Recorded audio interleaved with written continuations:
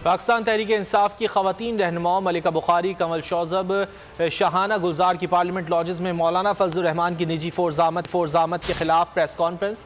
कहा, ख़वातीन अरकान की हैसियत से हमारा भी इस्तेहकाक है, हम लॉजेस में रिहाइश पजीर हैं। इसके बावजूद चादर और चार दीवारी का तक़द्दुस पामाल करने के लिए मौलाना फजलुर रहमान ने गैर कानूनी और गैर अखलाकी इक़दाम के तहत अपनी निजी फोर्स को लॉजेस में भेजा। हम इसकी शदीद मजम्मत करते हैं। उन्होंने कहा कि इन कारिंदों ने पुलिस फोर्स पर हमला किया। कोई शहरी ये नहीं कह सकता कि मैं पुलिस बनूंगा, लॉजेस में अपनी मर्जी करूंगा। हम ख़वातीन इस तूफ़ान बदतमीज़ी में हम खुद को हरासा महसूस कर रहे हैं। हम कहते हैं कि अपना आईनी हक इस्तेमाल करें, गुंडागर्दी ना करें।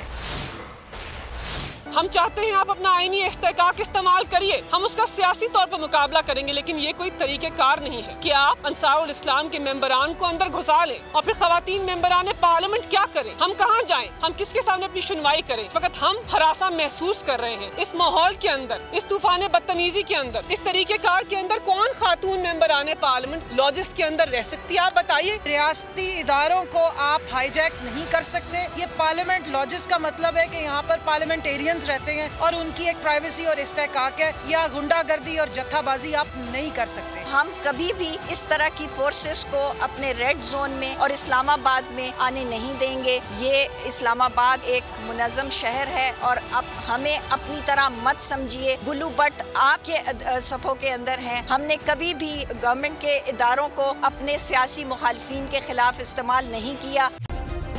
सब्सक्राइब करें और बेल दबाएं ताकि कोई खबर रह न जाए।